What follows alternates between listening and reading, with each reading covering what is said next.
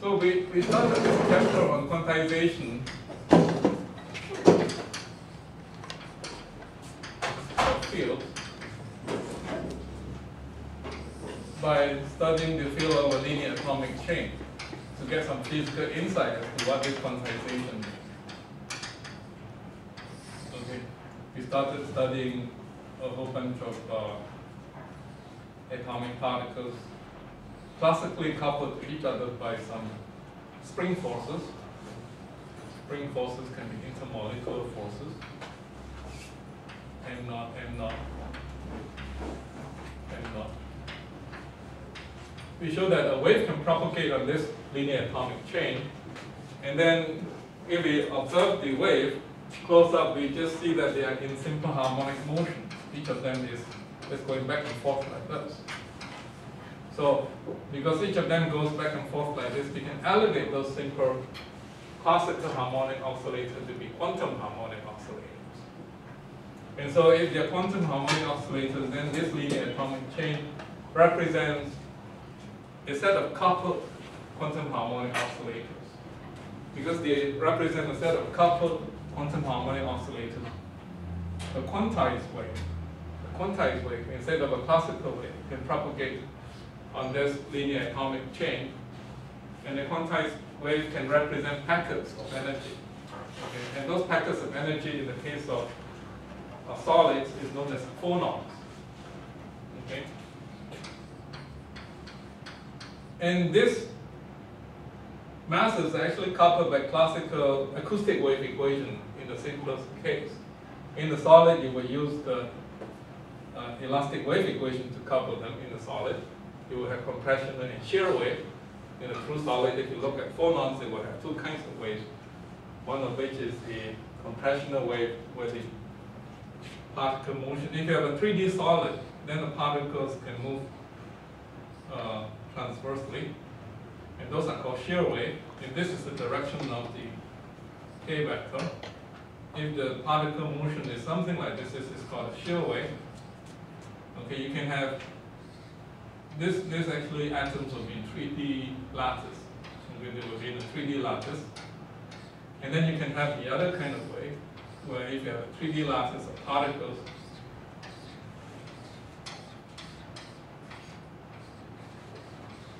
and then the particle motion can be in the direction of the k vector. If the k vector is in this direction, then the particle motion can be in that direction. These are known as compressional waves. And so there are two kinds of phonons that you can find in the crystal lattice. One is compression in nature, the other one is shear in nature. And they are governed by the elastomechanic wave equations, the coupling between these particles, and then you quantize them. Then you go to the electromagnetic case.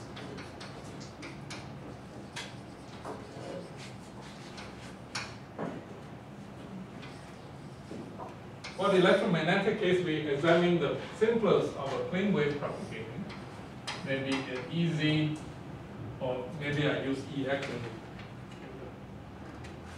the lecture notes. Let me see what component I use. EZ. Okay, EZ. And then there's a KX pointing in X direction. So the K vector is pointing in X direction. And as this wave propagates, it propagates under the law of Maxwell's equation. Okay, under the law of Maxwell's equations, and then it creates a wave that can go through vacuum. And if you look at that wave again, you see a simple harmonic motion. And then we quantize that simple harmonic motion and relate that to a quantum harmonic oscillator. Then you can always ask, where does this wave come from? And students often ask me, why is that electromagnetic wave can propagate through vacuum? Okay, you can take this picture that not everybody would agree on the fact that vacuum is made of electron-positron pair. Okay, you have positron, you have electron. And then the one is actually an antimatter. The other one is actually matter. So they look in vacuum as if nothing is there. Okay? But an electric field can polarize vacuum, producing dipole pairs in vacuum. And because of this dipole pair, you can produce a deflux, and hence you can have this displacement current, which is very important for waves. It is this term that actually gives rise to wave propagation in Maxwell's equation. Okay? And then, of course, you can also have this term. These two equations together give rise to the formation of the electromagnetic wave in vacuum, and there's always a question as to where does this displacement current come from. I think of it as coming from electron-positron pair. Lurking in vacuum is not there, you cannot see it because when they collapse into each other, there's nothing. And of course, there are a lot of questions you can ask that nobody can answer about this electron-positron pair. Okay? So you can think of it that way. And then these dipole pairs will couple a wave through vacuum. And then if you observe these dipole pairs, they are actually in simple harmonic motion. And then we quantize this simple harmonic oscillator into quantum harmonic oscillator. So you can think of electromagnetic waves as it propagates through vacuum, it's actually exciting a chain of quantum harmonic oscillators. And those are the things that are quantized. Okay?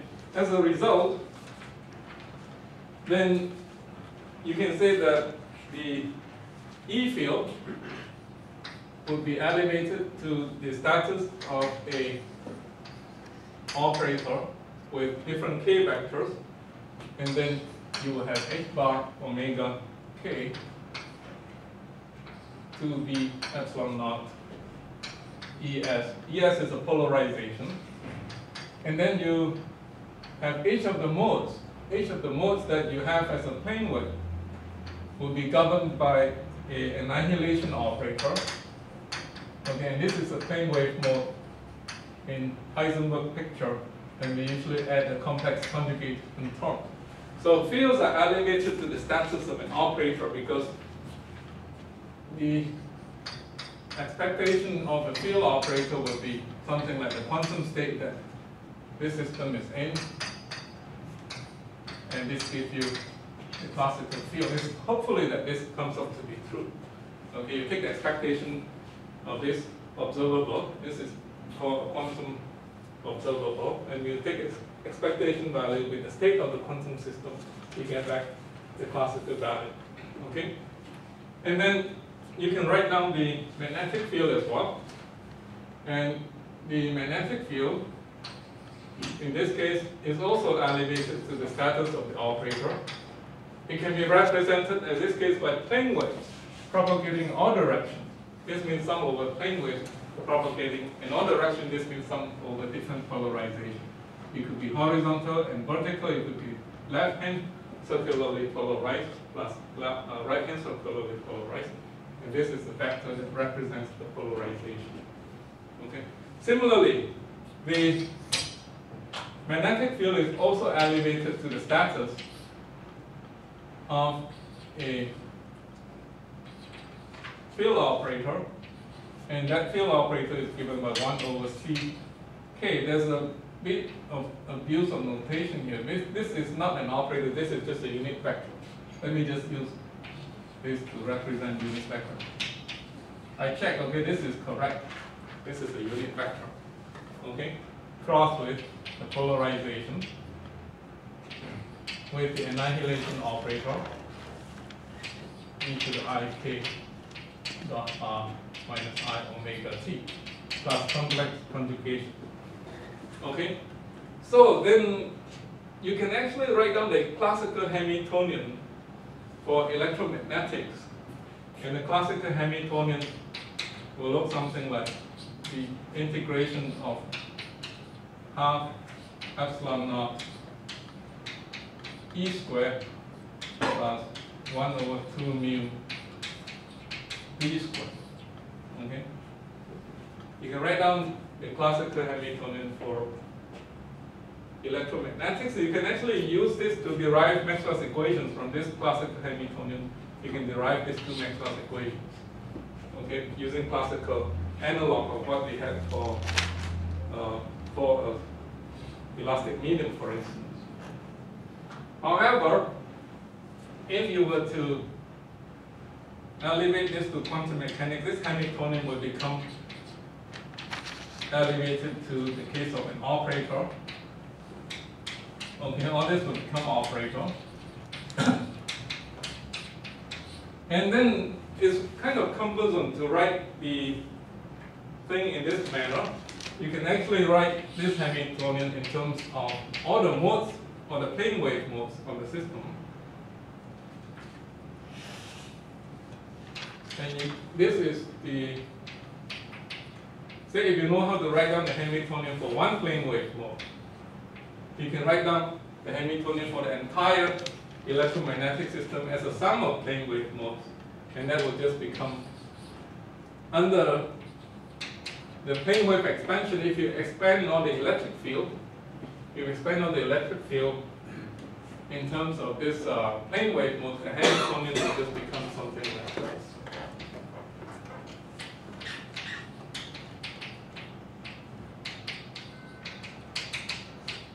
Plus half. Okay? And you can think of this as like Causal's theorem. You know that Causal's theorem says that sum of energy, sum of power or energy in the coordinate space is the same as sum of power in the Fourier space, in the momentum space, because we expand all this E and H field in terms of Fourier modes. And if you do the summation over it, go to the math, you get a very simplified version of the Hamiltonian. And each of this Hamiltonian represents a quantum harmonic oscillator.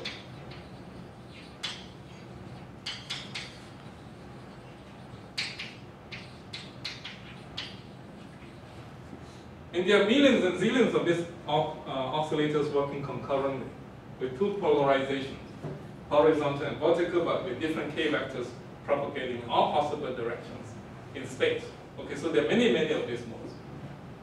Okay. Then this is just sums of Hamiltonian. Each of them is independent of each other. Each of these Hamiltonian is independent of each other. They can exist by itself. You can think of each of the plane wave mode is a possible physical solution. So you can think of this as sum of Hamiltonian like K1 S plus K2 S with different K numbers and so the state that you can use to represent this Hamiltonian can be written as product state. You can write them as product of the state of each of this Hamiltonian. So say if you use the eigenstate of each Hamiltonian, it will be the number state. So each of this is a simple harmonic oscillator. It has a number state and a polarization. Okay, so you can think of the Hamiltonians as not the Hamiltonian, the eigenstate, the state vector representing this quantum system as products of this eigenstate. It could be K1 S times n of K2 S times n of K3 S or something like this. Okay, it goes on and on. And infinitely many of them with different K vectors. Okay, because this is a sum of Hamiltonians. And you can also write them in more compact form. Just NK1S, NK2S, NK3S. There are different ways of writing this, what is known as a Fock state. Okay? Are there any questions regarding this? How we represent the state of this quantum system? We write them as product states. And each of the state can be just one plane wave mode, or representing the state of a plane wave mode. So, what is Fock state? I'm confused. It's just to make this thing. Fock state is known as the occupational number state. So it's a state that is used to represent how many photons we have in each quantum system. Okay. Say if you look at this, it's a sum of quantum system, right? And say this one means that there are n photons in the K1 state. There are nk2 photons in the K2 state. Okay, this representing the eigenstates in terms of the number state is known as the Fock state. Okay. Okay. I guess Fock uses this notation. It can be also used in other parts of physics as well. You count the number of particles rather than writing them as functions of positions. You can also do that in quantum field theory where you just count particles. But here we're just counting particles in each of the eigenstates, each of the quantum systems. Okay, those are usually called Fock states. Okay, and sometimes you might just use a shorthand notation and just call this as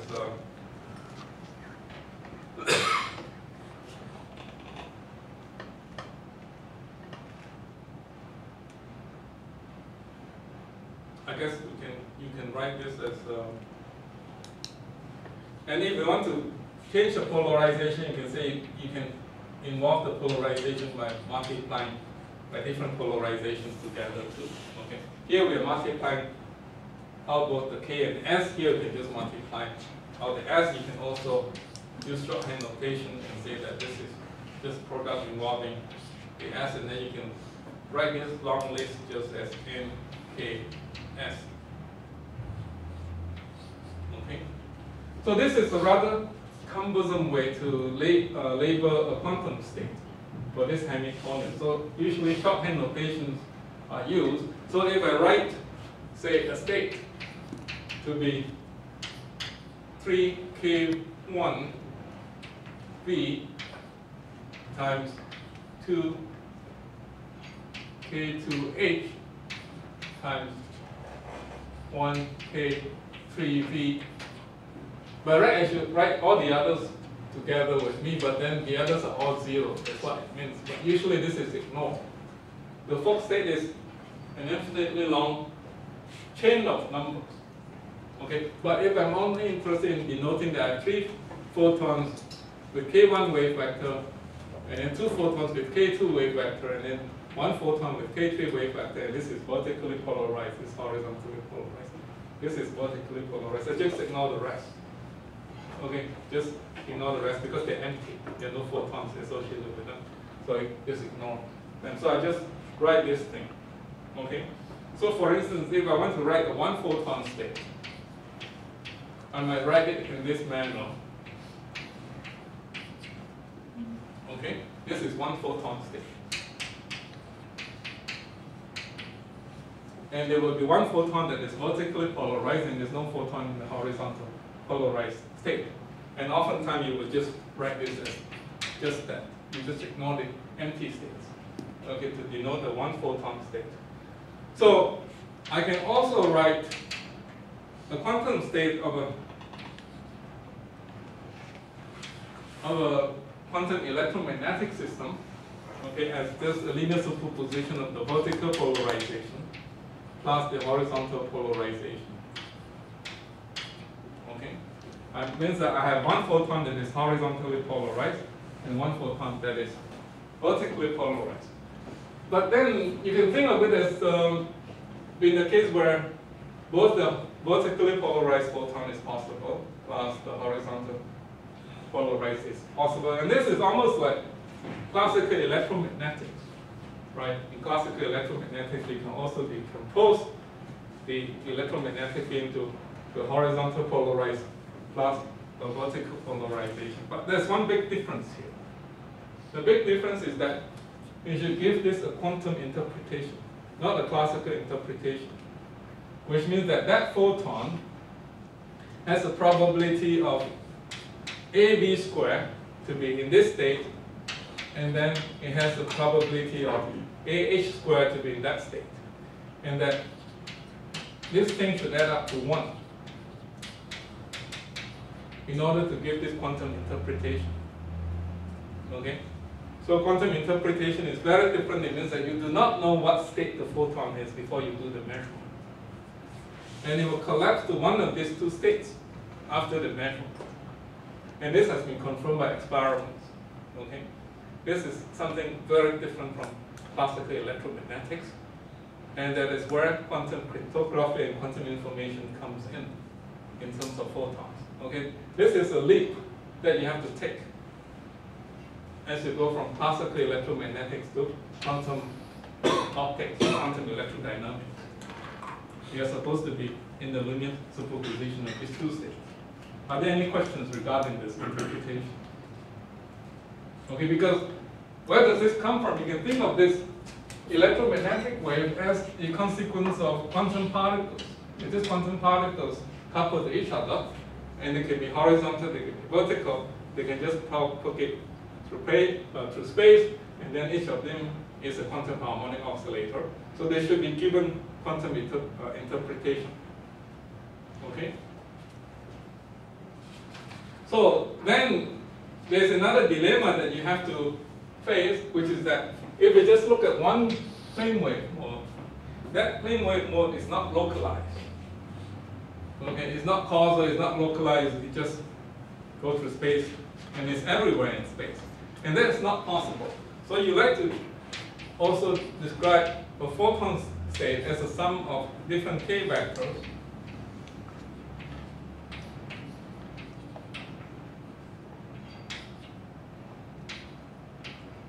Okay. You like to, this is a plane wave mode.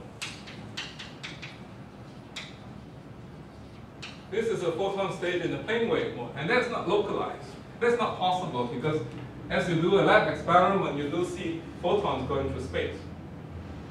They can be localized. Sometimes you find a photon here, sometimes you find a photon there.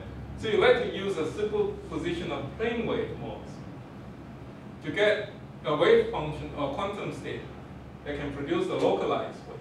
So you just do not use one of these modes, because if you have just one of that mode, then it consists of a plane wave mode and it's not localized. But if you sum over this plane wave modes of different types, okay, then you can get localization. You can have a photon satisfying causality and locality and that kind of thing. Okay, so the photon state is usually regarded as the linear superposition of plane wave state. Then you have another very interesting interpretation. You should give this quantum interpretation, because each of these is a quantum state. Okay? And these coefficients are subject to quantum interpretation. That means that this state is a linear superposition of all these different plane wave states, and you do not really know which plane wave state the photon is in. It can be in any of these plane wave states. Okay? And you should give this the quantum interpretation. Are there any questions regarding this strange part of photons? Yes?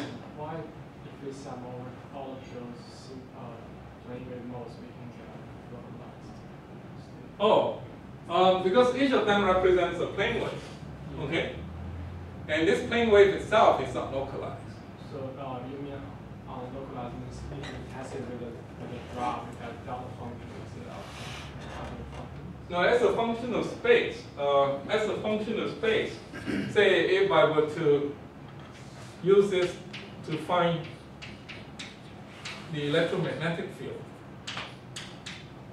okay, this is an observable, okay, then now I'm going to take this expectation value. Then I will have to take the expectation value with respect to all this thing. Okay, finally I will have a superposition, and actually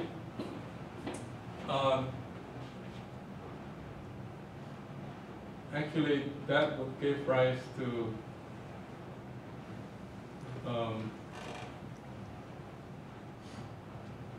I don't know if it will give rise to 0 or not, but usually you might have the problem of getting zeros. But what happens is that each of these plane wave mode give rise to a spatial dependence like that. And that represents a plane wave. If you study ECE 350, that represents a plane wave that is everywhere in space. And it's non-causal. It's everywhere in time too.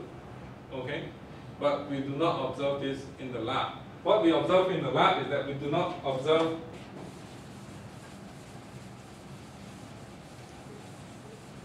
if we just have like e to the I kx minus I omega t. This represents a wave that is not localized. However, if we are able to sum over frequencies, okay, say omega naught minus delta to omega naught plus delta. If you're able to sum something like this, sum this over like this, and then we can get a wave with an envelope. We might have to put in the envelope function. Okay, if you sum this over an envelope function, then you give rise to a wave that is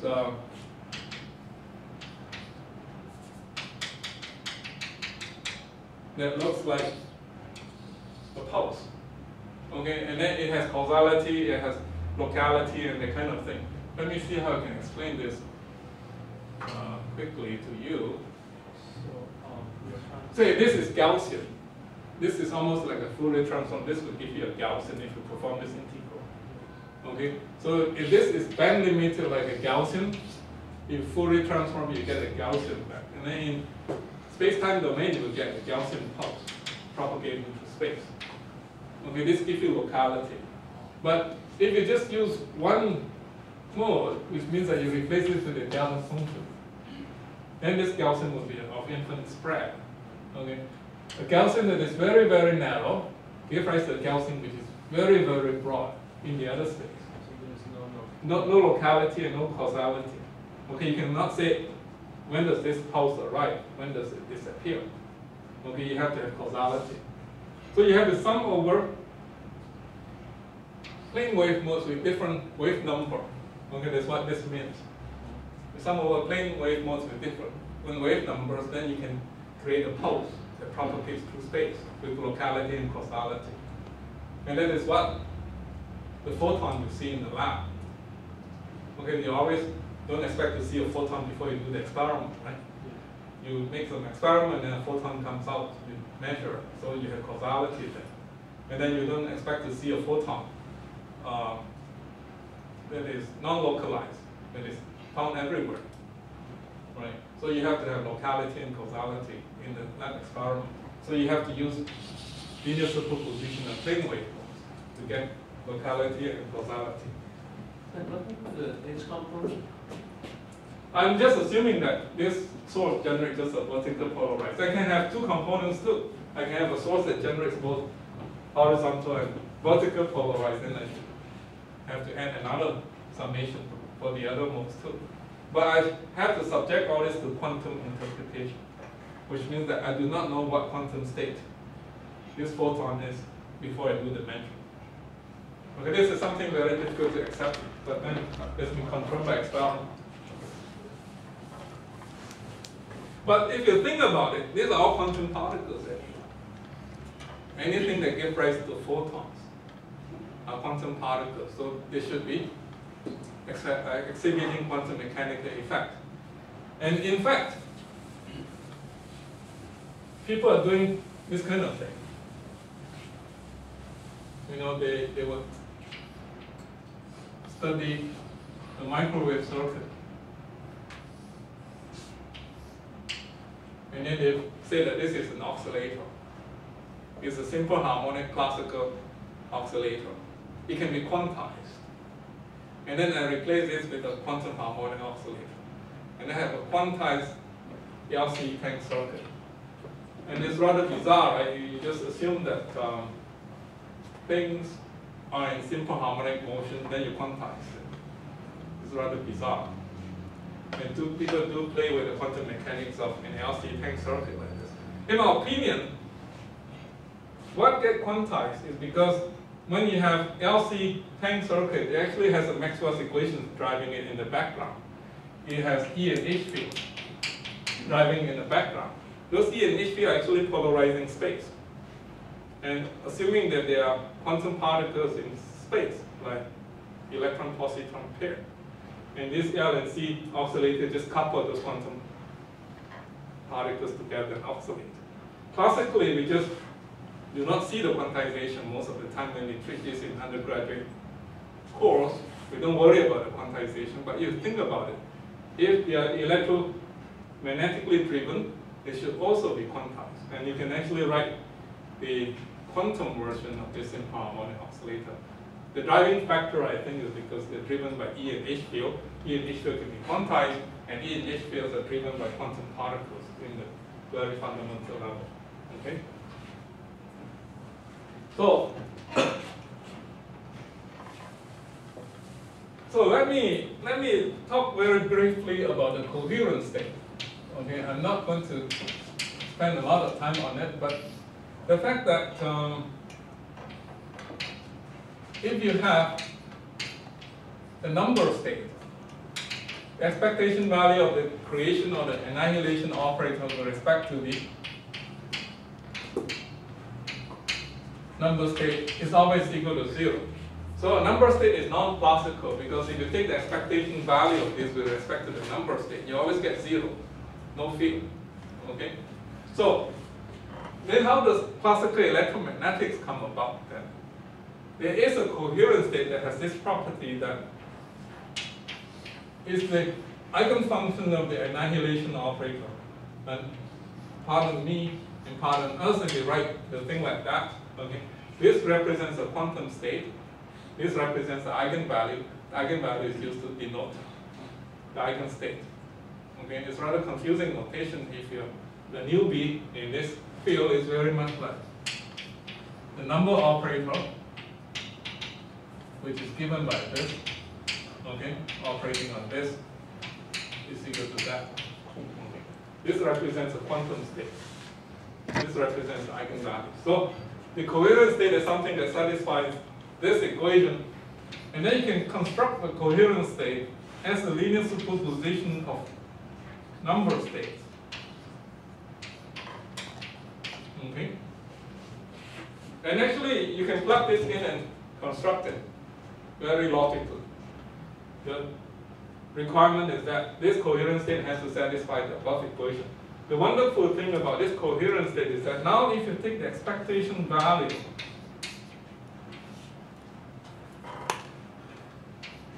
of the annihilation operator with respect to the coherent state, okay, if you use this to be the first thing, then you will have alpha, alpha, alpha, right? This is a rather bizarre notation, but that's what you get.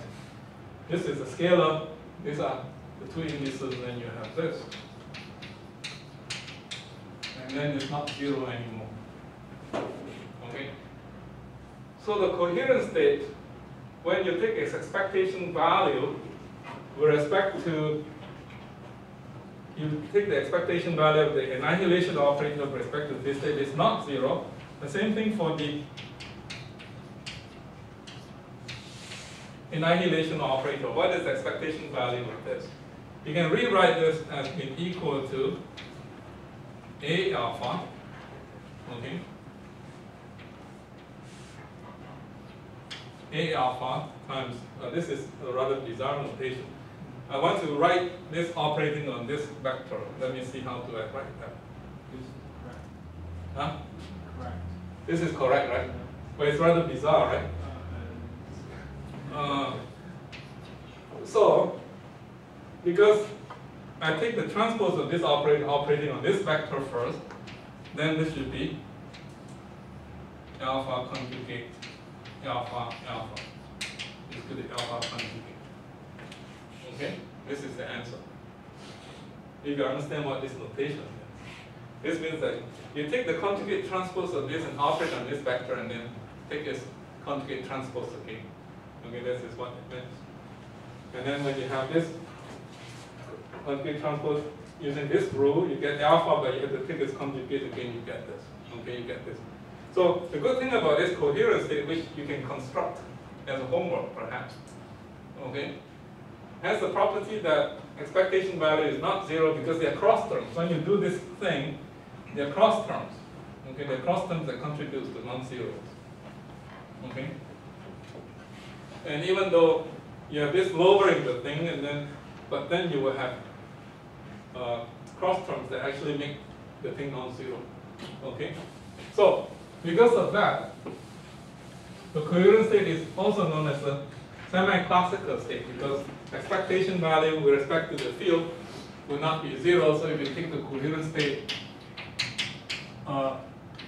expectation of that with the field operator that I have shown, you will see that it gives you an electric field that's non-zero. Okay, and then you can find that the electric field actually corresponds to some classical state. So I won't go into that detail. Okay, I will not go into the detail of coherent state. I think it might be good as a homework. Okay, as a homework, I use the rest of the time to talk about black body radiation. Black body radiation is what gave rise to the suspicion that light should be quantized. And let's see how we can relate what we have learned so far to thermal light. Oh. Black body radiation. Okay? So, let's assume that we have a coherent state and that the quantum state is defined like this. But then we can define our density operator to be the outer product of this quantum state. That is what the definition of a density operator is. And actually, I should give you the answer to this homework. So the answer